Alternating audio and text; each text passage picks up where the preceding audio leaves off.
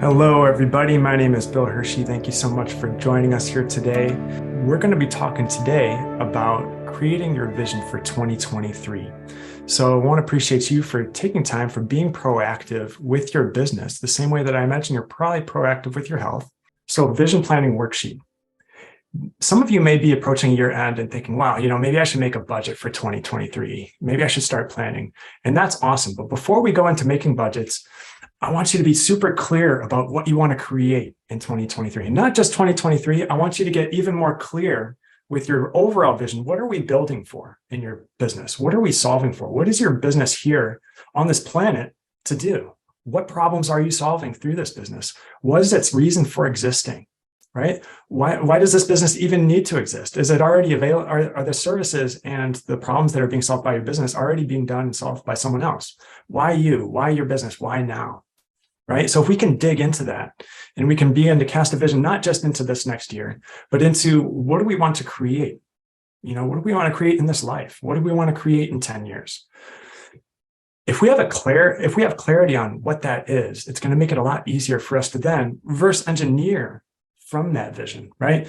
And so the reality is our vision can change as we grow and evolve as individuals, as our knowledge expands, as we realize new possibilities. Our vision is probably going to shift. And the way that you use this vision planner exercise now going into 2023, it may look differently when you go into 2024, but there may be certain elements that remain consistent. So at least having some plan is always going to be better than having no plan at all, right? So having a vision, having a plan, this is going to allow you to form a strategy of how you make decisions and navigate your business. And from there, you can begin to, I coach people on helping them to create a forecast, helping them to manage their finances, to track financial goals, and how that connects to overall life goals. This gives you sort of the nucleus for being able to do all of that, right? Okay, so that's a high-level overview of what we're doing here with the vision planning worksheet. Last year, when I did this vision planning worksheet, I'm just going to be totally open and a little bit vulnerable with you. I was feeling pretty down about my business. I was frustrated. I was going through a dry spell in the last quarter of 2021. And I was like, man, nothing is going the way that I thought it was going to go. And when I first did this vision planning worksheet 1 year ago, I got to tell you, there was some pretty amazing things that came out of that. And the first one, as we go through this first section. I'm just going to go through section by section with you, looking back and reflecting. This is something that I do with my clients on the business lifestyle design program. And this is something that I encourage for any kind of transformative relationship, is to orient to positive momentum. What's going well? What's going well for you personally? What's going well in your business? How do we enhance that positive momentum? How do we enhance what's going well? How do we take that and implement that goodness in the other aspects of our business or in our life that maybe aren't going as well, that maybe need a little bit more help or support? How do we feel into our resourcefulness as an individual and as a business owner to apply that resourcefulness in other areas where we may not have as much strength, right? So this is what we're doing when we're celebrating wins. This is the value of acknowledging successes.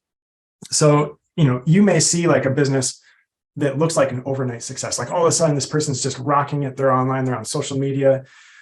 In business, very rarely is there going to be an overnight success. And I'm sure you've heard this before. Instead, we're seeing that great success is built on the accumulation of small, incremental successes consistently made over time. So the key word is consistent. So what small gains, what small successes, small or large, have you accrued, have you experienced over the last year? So in this first area, I'd invite you to list out some of the gains, some of the wins, right?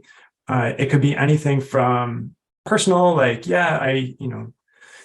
something with a child that went really well. Maybe your kid just graduated. It could be that you completed a training or a degree that's going to enhance your ability to serve your clients or your customers. It could be that you hit a revenue goal. It could be that you finally got to a wait list with your practice. So what did you accomplish? What are some of those things that maybe you set out to do that you accomplished? And you can come up with as many as you want, as many as you can even. And again, there's a therapeutic effect to doing this alone. Next step here would be to look and introspect on the question of what do these wins teach you? So acknowledging successes is one piece, but then begin to integrate in a deeper way what you've learned from these, right? That, I'm sure that knowledge is in you, but by doing this, you're making that knowledge all the more explicit, right? And so this third area here is taking it one step further. In what ways have you changed personally in the recent year? Just the same way, and I'm sure you've heard this analogy in some shape or form at some point in the business world or perhaps elsewhere, that we as humans, we're consistently changing. We're consistently needing to be in a state of flow, of flux, that if we're not changing, we're stagnating, right? And so with that, just the same way that you have a phone or you have an iPad or a computer, your computer needs regular updates in order to function well.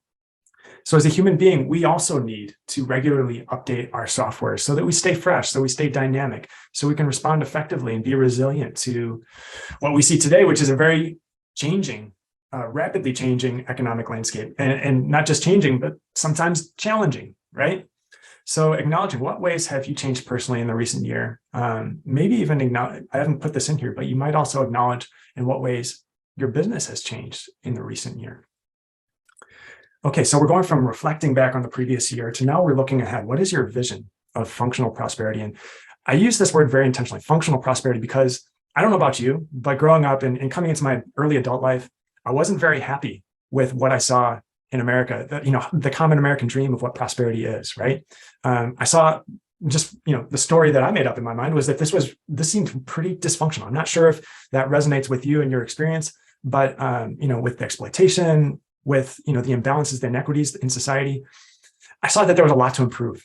And honestly, the way that I personally responded to that was I developed an aversion to prosperity. I happen to have been raised by, in a pretty stable financial situation. My parents were doctors, so they made good money. We didn't live a super affluent life, but we had everything, relatively speaking, but we had our needs taken care of. It was a comfortable life. And just to share honestly, I felt guilty for that privilege.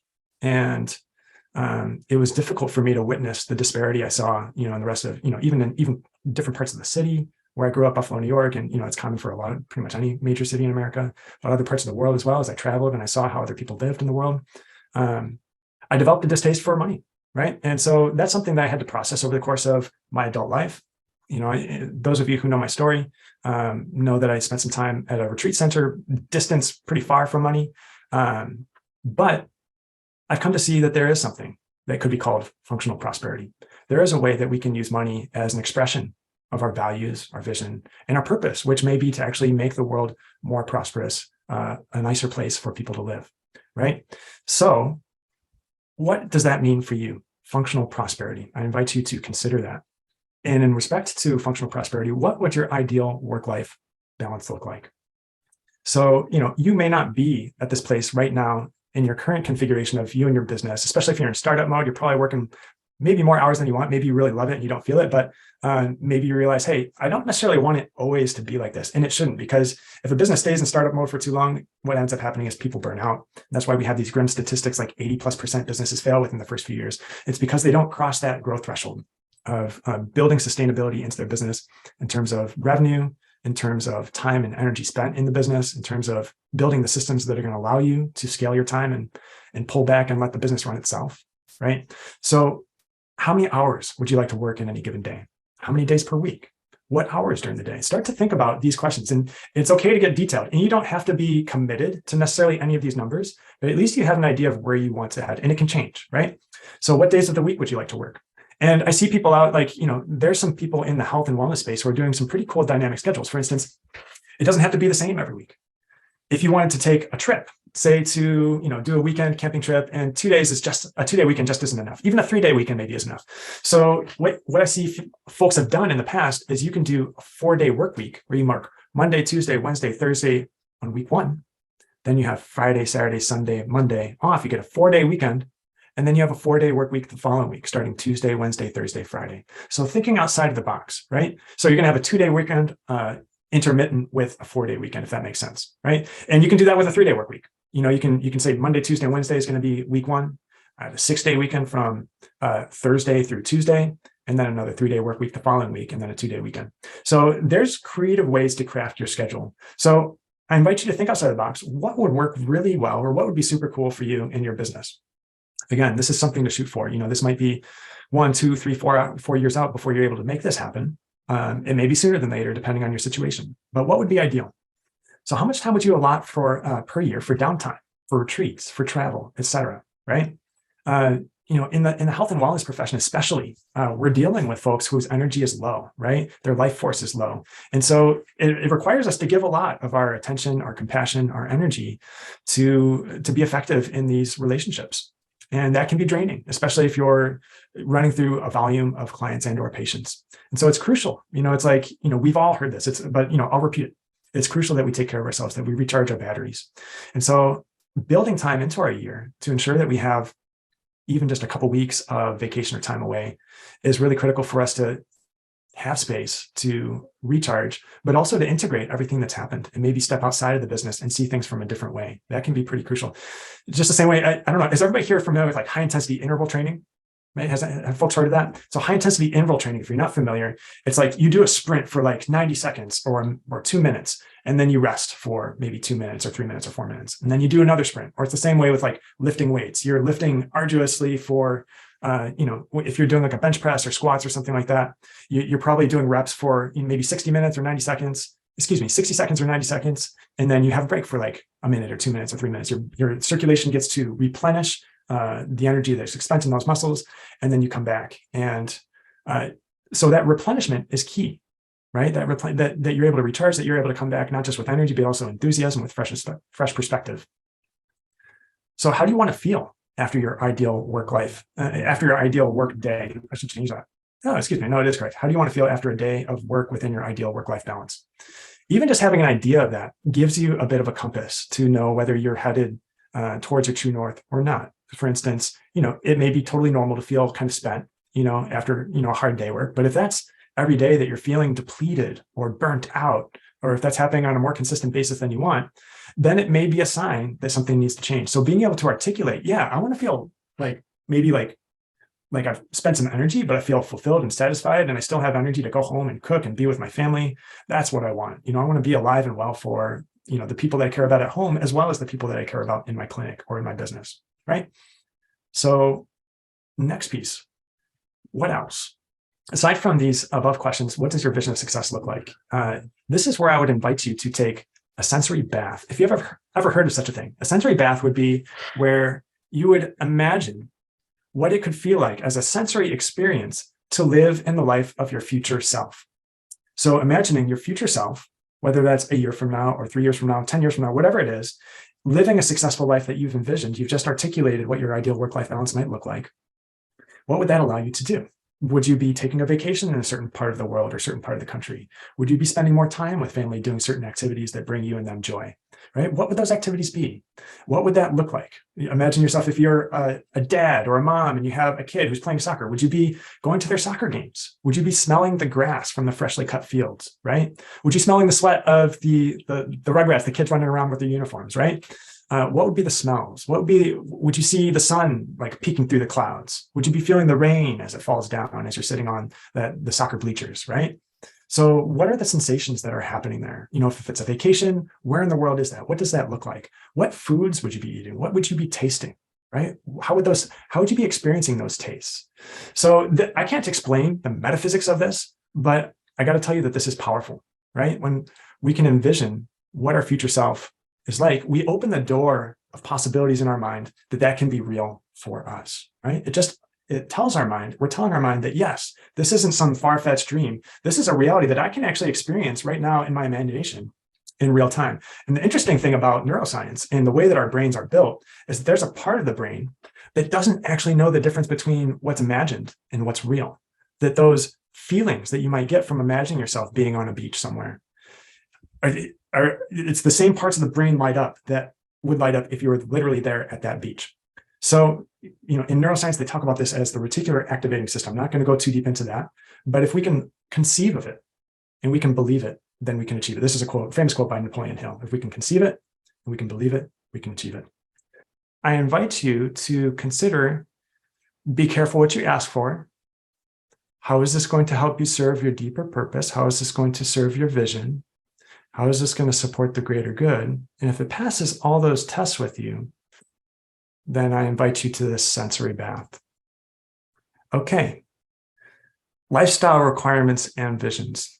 Here is where I would like to invite you to consider what it is you need in order to live from a finance or a resource perspective, what it is that would make you feel comfortable from a financial or resource perspective, and what it is that would make you feel expansive, where you really didn't feel that much or any at all limitation, that you could pretty much make any decision, reasonable decision, sensible decision, whatever reasonable and sensible is for you. And again, that's subjective. Even these words of need and these words of, what is comfortable for you, those two, need is very subjective, right? One person's need might be another person's greed, right?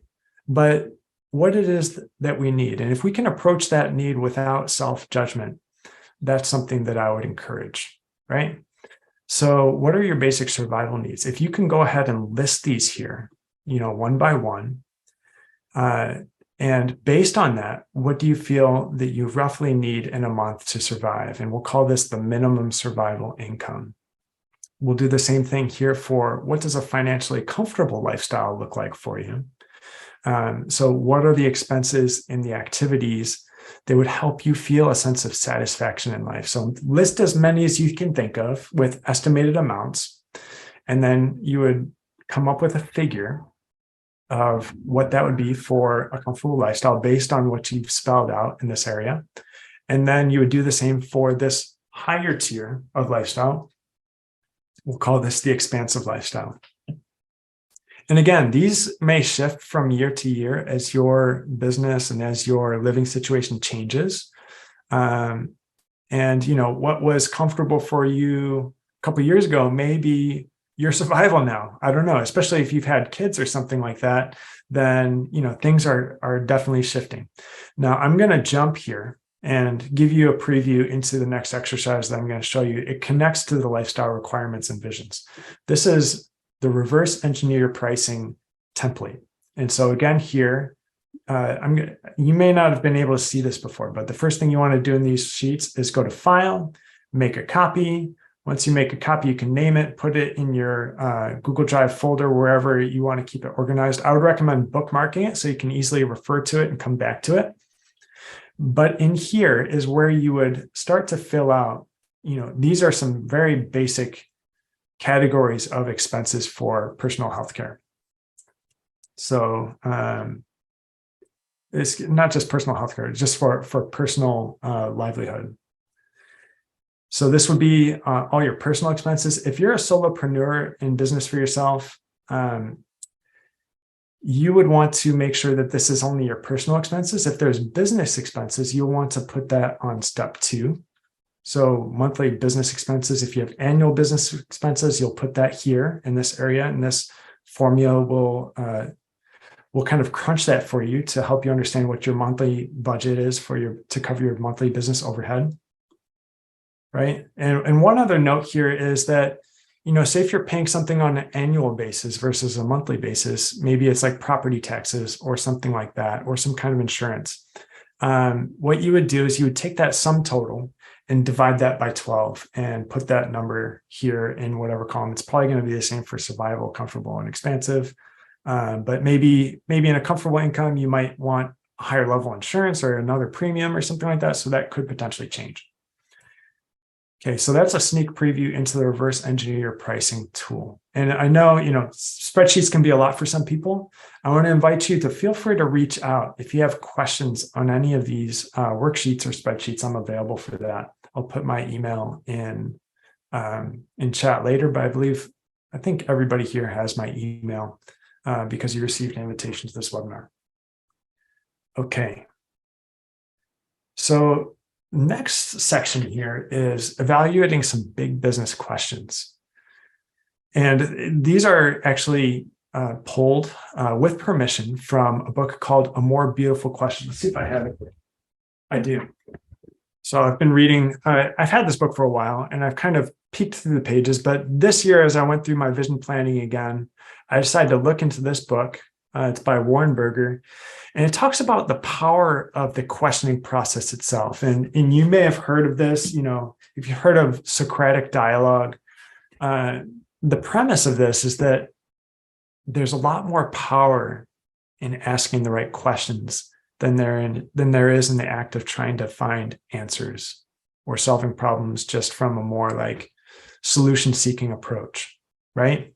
So, for instance, a power of a brainstorming session can be enhanced simply by asking questions, right? These questions approach problems from different angles. So some questions that I'd like to bring to the table for you here that's relevant for planning for our business into the next year is, what is your business's purpose here on earth? As a conscious entrepreneur, if you identify in that way, you probably have some sense of purpose. You might have a sense of calling with the work that you've embraced, right? Realizing that our business is a creation, it's like a child that has its own identity, it has its own existence, and it can potentially exist without us if we allow it to do so, right? So our business's purpose may actually be, it's likely going to have a lot of things in common with your purpose as the business owner and the founder, but perhaps there's also some things that it has as its purpose that are not necessarily your sole purpose, right? So key question here, is your business merely a means to a paycheck, or is there a larger reason behind its existence? And if there is a difference between your purpose and the business, what is that? I think that's worth articulating and naming here. Whom must you and your business fearlessly become? I often describe the journey of an entrepreneur as a journey of self-development and growth, because as an entrepreneur, we face situations and circumstances that we might not otherwise have to face as an employee for another organization, where a lot of things are going to be taken care of. We're just kind of fed work. Our taxes are pulled out for us. We can rely on a consistent paycheck from week to week generally. Being an entrepreneur is altogether different in a lot of different ways. So it may compel us to grow. It may compel us to step outside of our comfort zones and explore and expand, right? So this question will challenge you to envision a version of your business that doesn't currently exist. And that may actually feel very uncomfortable, right? And I'll be honest with you, as I made my vision plan for 2023, there were a lot of things in my vision plan that made me pretty uncomfortable. I'm talking about that with my coaches, right? But somehow there's something in me that knows that some of these things need to happen. Perhaps, we could say it from the angle that my business needs this from me. My business needs me to become this in order for this to come to fruition, right? But we can also look at it from the other angle that maybe I need this for my own personal growth, right? Both can be true. So what is true about your business at its core? Having a clear answer to this question, it will help you to navigate all the various challenges, all the various changes that your business may face in the course of its evolution. Now, if your business has clarity around its core purpose and its identity, it's going to be a lot easier to answer some of these questions. Sound very kind of like rote. They seem like very straightforward and common sense. Like, what business are you in, right? That can sound very simple, but it can be deceivingly simple.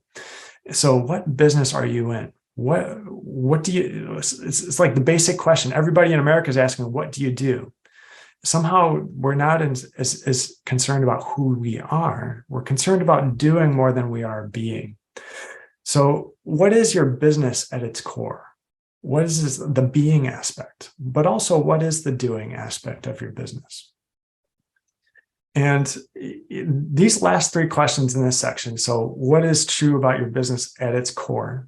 These are all connected. What if your business did not exist? Who would miss it most?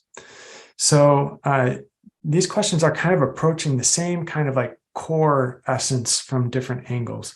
So who would lose out? Who would be sad if your business or if you and your services, if you weren't offering your services, right? So thinking about that, and not just who, it might be certain individuals, it might be communities, it might be a whole industry, it might be a certain location, like a community or part of the world. So this is pretty cool. This question can challenge you to approach your business with a beginner's mind. And it invites you to let go of, whatever history you might have as an entrepreneur or with your business, everything that you've invested into it. And, the second question is pretty cool because it helps you to get really clear on who your ideal clients are. If someone's your client or your customer and they don't really miss you that much if you're not around, are they really your ideal client? Right? So that's perhaps a question worth asking. So here's an example just from, sort of business history of how this powerful question has come to play a really valuable role in the evolution of one company. There's a company, it was a magazine company based out of New York, and their sales were plummeting very rapidly as in the early 2000s, around 2000, 2008, as a lot of folks who were reading were beginning to use the internet for written media. So their sales were plummeting year after year. They really didn't know what to do. And they came together with this question with their business: what if our business did not exist? Who would miss it the most? And then they began to ask really cool questions like, if we were our competitors, how would we choke out our business and basically take over the playing field, right? And the answers that they came up with that question, like how would they use the word cannibalize, which is a really funny word. I feel funny even saying the word cannibalize. But if we were to cannibalize our business, if we were to imagine ourselves as our competitors that are competing against, what would we do as our competitors to put us out of business? And guess what? They did exactly that. So they decided that, okay, our competitors would probably develop an online publication, and they would probably do these other things around that online publication in order to corner the market. They did that, and they doubled their revenue within a couple of years. And they were back in the ballpark. They're playing the game again. And that's the power of asking the right questions, right? So what should you stop doing in your business? This is another related question with a slightly different angle. Of course, those folks in the magazine company realized, hey, print is phasing out pretty quickly here. Maybe we should stop that, right? So maybe there's other aspects of your business that are either not profitable, or perhaps they just don't bring you joy anymore, or perhaps they're not really bringing your clients that much value. So the reality is this is difficult for us as entrepreneurs, especially if you're a creative person. I read it here, another terrible way of describing things. No one likes killing their babies, right?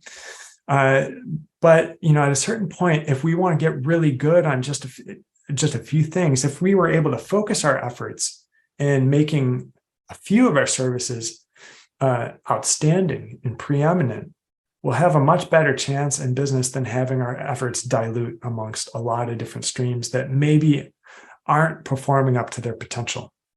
So, it may take some time in business to identify which parts of our business are performing well, which ones aren't. There's an experimentation process for sure, but we want to watch that.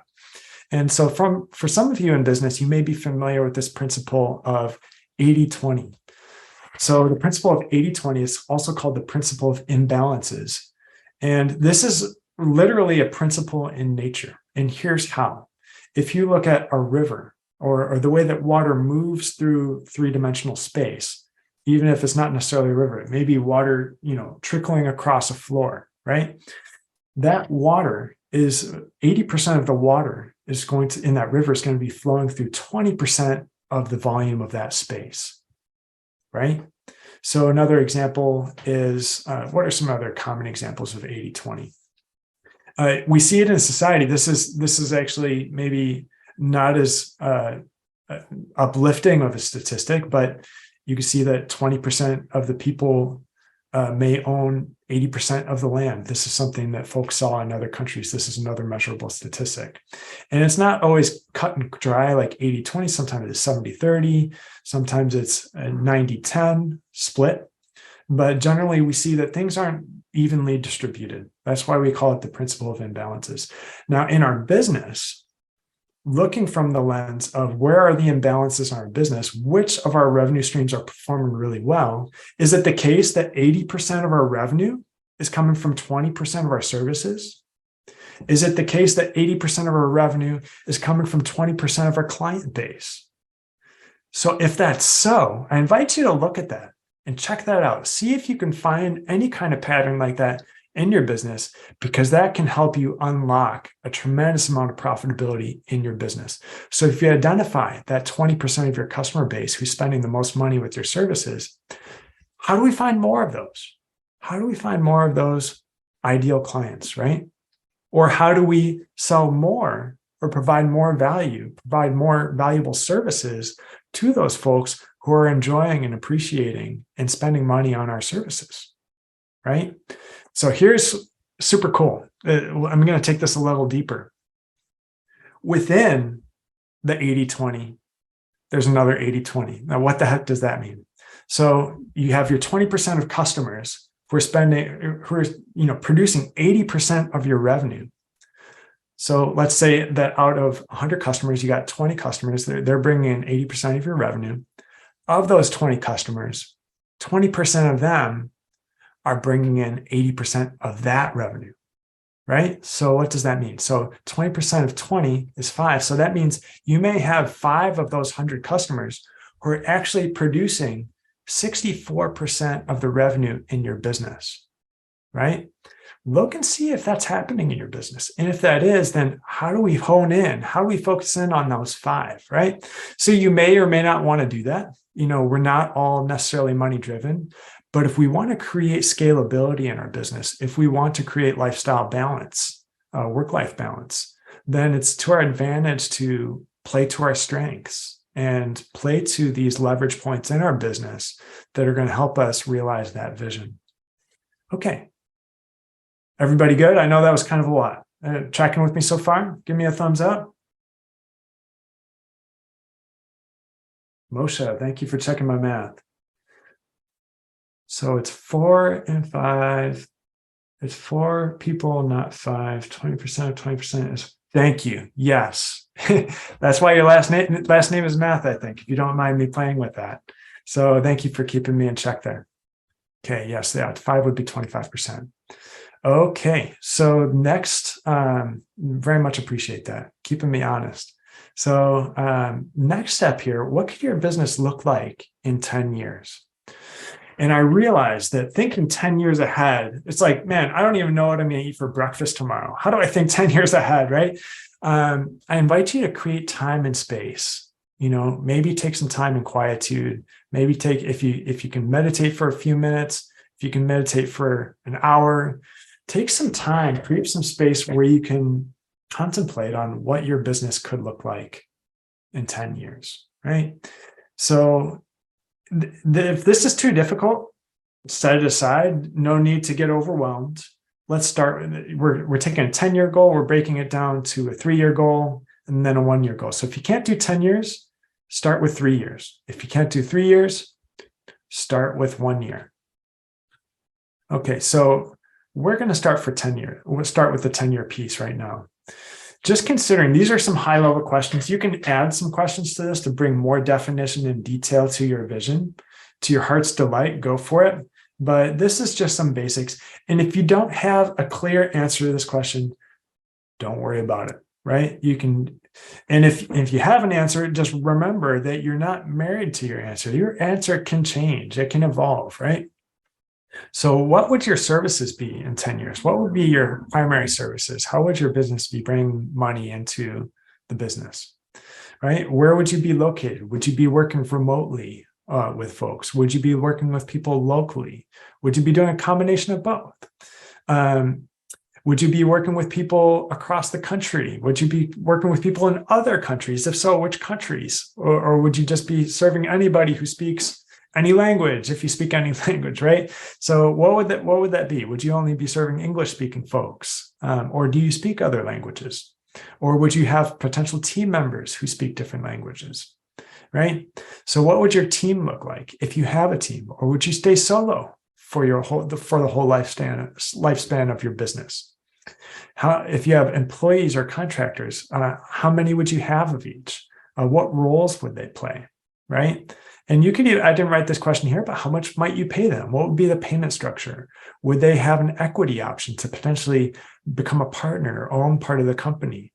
Would they receive benefits or bonuses, right? So you can begin to contemplate what kind of team, what kind of work culture would you like to create? So a little more nuts and bolts question, how much top line revenue would your business be generating?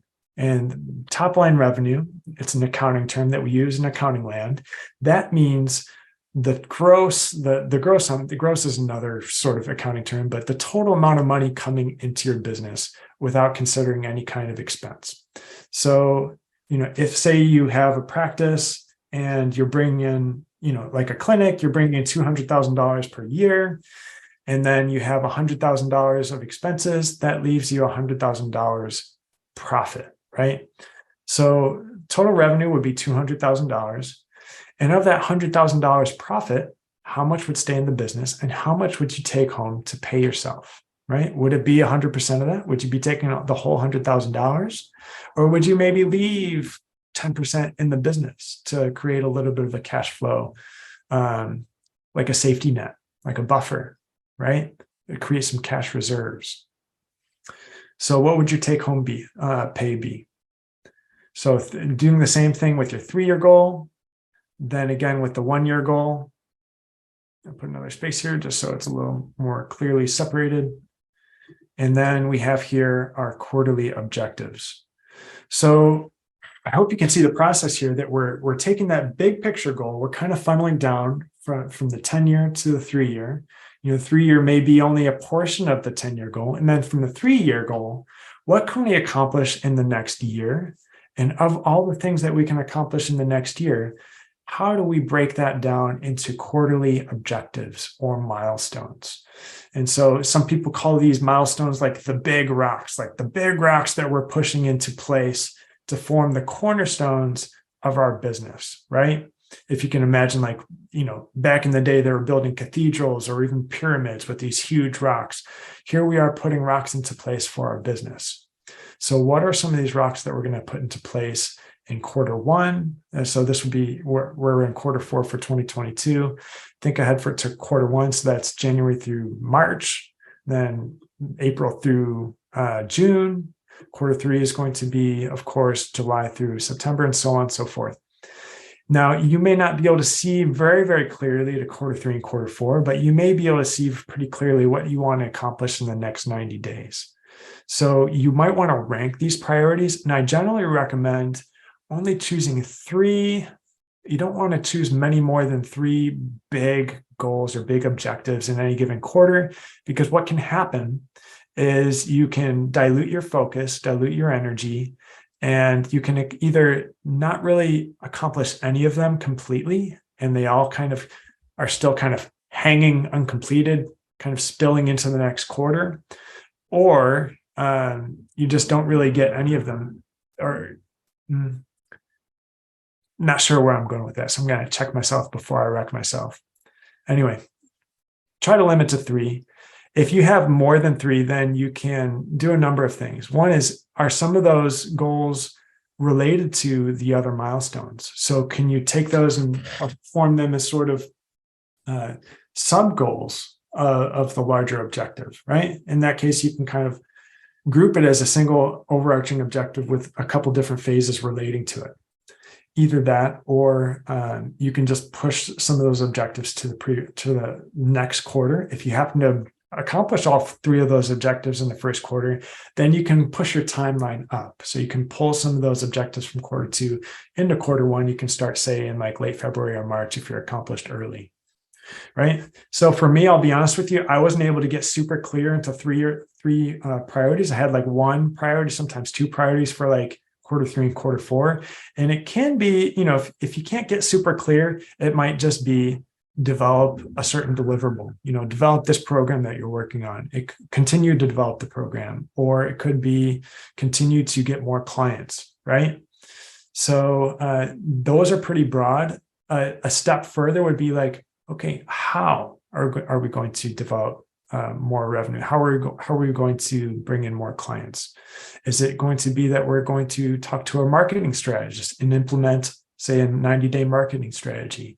Are we going to hire a marketing VA? Are we going to take a course on social media marketing and how to do that effectively? Right. So those specifics are going to be even better. Like I wouldn't say just take a course, but the objective might be take a course and implement it, right? Because it's really the implementation which is where the work is. So being detailed in those objectives, something that I would certainly encourage you to do, but something is better than nothing, right? And once you have at least a general goal, as you move into that quarter, you might be able to get more clear on how you can break that down into more tangible actions. Okay, so this is the last section, I believe. Yep, the last section here is challenges and remedies. And this is where you would identify some of the main challenges that you're experiencing in your business currently, or if your business hasn't quite started yet, what are the challenges that you're experiencing to even starting the business, right? Whether it's, needing the right knowledge in order to start effectively, needing the right team members in place. It could be needing cash for startup capital. It could be needing more time to break away from my full-time job if you're trying to build a side hustle or a job that you're doing outside of your full-time job to replace your full-time job income. So what are these challenges? And then once you list each challenge, so there's room for 6. You don't necessarily have to use all of these. You can create more, you can use less. Then I'd like you to brainstorm some of the key strategic activities and remedies that you can apply to approach these challenges. Okay, so you can go one by one. I just have some examples here, like cash flow. Insufficient cash flow would be one example. A key strategic activity might be, maybe I can talk to the local SBDC, which is a government-funded program that supports local businesses. And I'm pretty sure you probably have a SBDC in your community. You may not realize it exists. Feel free to reach out to me if you'd like more information on this, because it's pretty cool. They provide often free or sometimes very low-cost business consultation advice. And sometimes they know about opportunities that exist for small business owners that there can be money on the table waiting for a business like yours, and you may just never really realize it. There's government funding, there's grants out there, for women-owned businesses, there for minority-owned businesses, a lot of different things for businesses in rural areas. There's a lot of money out there that is waiting to be had to support folks who are doing good things in the world, which I believe you are. Okay, so what are some key strategic activities that you can, talk to a local SBDC, talk to your bank to seek funding, those kinds of things. So the last piece, this is, if you want to go the extra mile here, there's a link here for a Gantt project timeline where you can actually go in and basically you can take your quarterly objectives and break those objectives into a weekly timeline. So, this is done here in Excel, or in a Google Sheet, where you can basically block off, hey, from January 17th until the end of February, program's not responding very well. What I would do is I would copy this, paste it over these areas. I would merge them.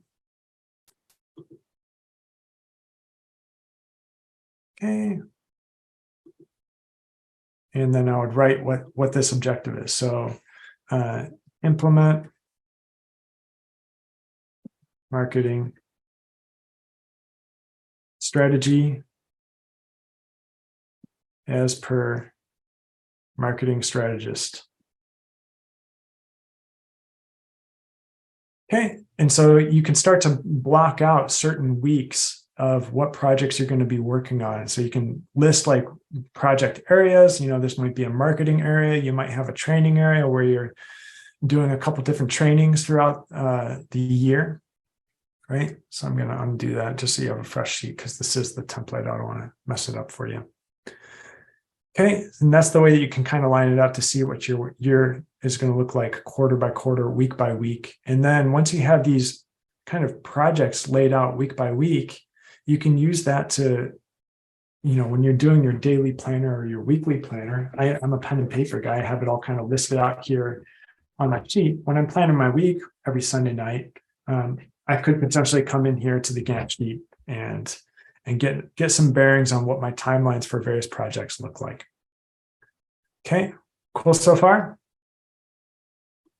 If you'd like to join us for a more involved business building workshop, we're hosting one this weekend. I'm actually working with Andy Belanger, and he is a business coach for clinicians and clinics. He's helped build hundreds of clinics over the course of his 30-year career. He's taught with all of the major naturopathic medicine schools in North America. And he's got like 2 degrees. He's an accounting guy. He's a logistics guy. And he has this really robust system for building successful functional health and holistic health clinics. And he's going to be sharing that system with us. It's going to be an interactive live workshop. It's going to be Saturday and Sunday. And so those 2 days, December 3rd and December 4th, and we're going to take some space and we're going to meet again on February 25th. If you're interested to join us for that, I'm going to put the link in chat here. This is information for joining us.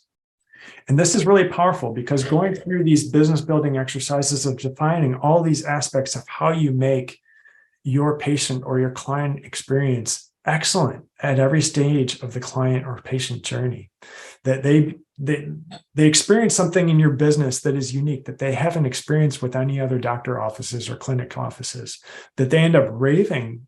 How do we create an experience that they end up raving about you to their friends and family and their community members, right?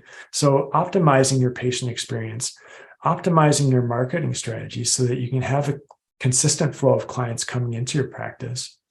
Also, we're going to be talking about gaining control over your finances. So gaining the financial literacy necessary for you to make solid, confident business decisions based on real financial numbers. So all of that, this is to empower you as a clinic owner to build your business successfully. Okay, great. So we're at the hour. I appreciate y'all taking time out of your day to be part of this, and look forward to maybe seeing you in another episode, which is we're going to be doing a workshop later this month on a cash flow compass. And I'm just going to give you a quick preview of what that is before we cut out for the day.